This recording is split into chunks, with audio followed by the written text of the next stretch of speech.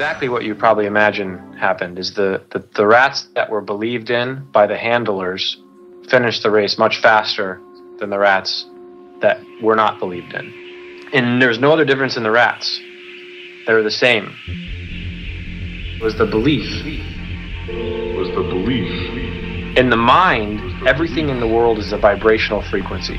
What's happening here is the brain emits a vibrational pattern. A thought emits a frequency.